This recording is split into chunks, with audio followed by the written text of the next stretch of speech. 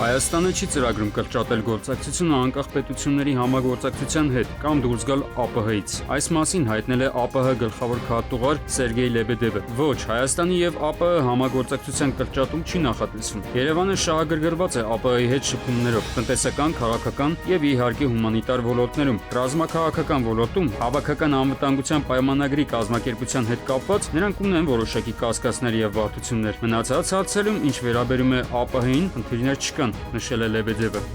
Մեքենաների սխալ կայանման դեպքում դրանք կէվակուացվեն արտապատվիրված կազմակերպությունների կողմից։ Կառավարության նիստում խոսելով տեղական ինքնակառավարման մարմինների մասին նոր օրենքից, Երևանի քաղաքապետն ասել է, թե խցանումների երկու հիմնական պատճառ կա՝ ավտոմեքենաների աճը, տարեկան շուրջ 12,000 միայն մայրաքաղաքում եւ վարելու սխալ մշակույթ է։ Քաղաքապետը պնդել է, որ խնդրի լուծումը հանրային տրանսպորտի գերակայությունն է, առանձնացված գծերով եւ առավել հարմարավետ պայմաններով։ Ապրիլի 9-ին խոշոր ավտովթար է տեղի ունեցել Լոռու մարզում։ Ժամը 9:30-ի սահմաններում Նիսան Մուրանոն Դիլիջան-Վանաձոր ավտոճանապարհի 14-րդ կիլոմետր հատվածում Լերմոնտովոյի տարածքում դուրս է եկել ելթևեկելի գոտուց եւ մի քանի պտուտ շրջվելով հայտնվել ձորում։ Վթարի հետևանքով տուժել է 4 քաղաքացի, ովքեր ծառայում են Պաշտպանության նախարարության զորամասերից մեկում։ Նրանք տեղափոխվել են Վանաձոր բժշկական կենտրոն։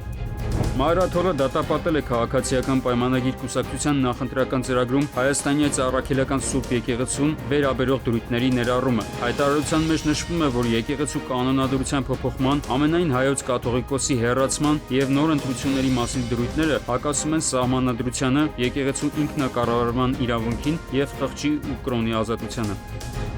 Ցեղասպանության կանխարգելման Լեմկինի ինստիտուտը կոչ է արել Հայաստանի իշխանություններին վերականգնել Հայոց ցեղասպանության թանգարան ինստիտուտի նախկին տնօրեն դոկտոր Էդիտա Գզոյանին իր պաշտոնում։ Ինստիտուտը դատապարտել է նրա հարկադիր հրաժարականը եւ պահանջել է երաշխավորել Հայոց ցեղասպանության թանգարան ինստիտուտի ակադեմիական ազատությունը։ Հայտարարության մեջ նշվում է, որ մի աշխարհում, որտեղ ցեղասպանության հիշողությունը վտանգի տակ է, նման հաստատությունների անկախությունը կենսական նշանակություն ունի թե ցեղասպանության կանխարգելման, թե ավելի խաղաղ ապագա կառուցելու համար։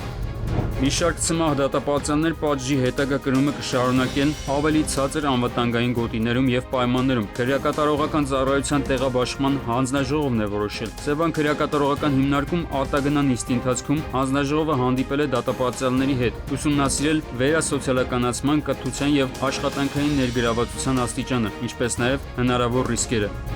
Տարածքային կառավարման եւ ենթակառուցվածքների նախարարը հայտարարել է, որ ներկայում քննարկվում է ճանապարհների շերտագրման հատուկ սարք ձեռք բերելու հարցը։ Սարքավորումը շարժվելով ճանապարհի վրա արհեստական բանականության օգնությամբ վերլուծելու է ասֆալտի վիճակը եւ ցուցադրելու է, թե անհրաժեշտ է միջին նորոգում, թե հիմնանորոգում, ինչ խորությամբ եւ ինչ կառուցվածքով շերտ է պետք փոխել։ Սարքի միջոցով հնարավոր է լինելու հայտնաբերել անգամ 70 սանտիմետր խորության ճաքերը։ Դավիթ Խուդայթյանի խոսքով սարքավորման արժեքը 1,2-ից 1,5 միլիոն դոլար է եւ այն տարածաշրջանային նշանակության լուրջ տեխնոլոգիա է։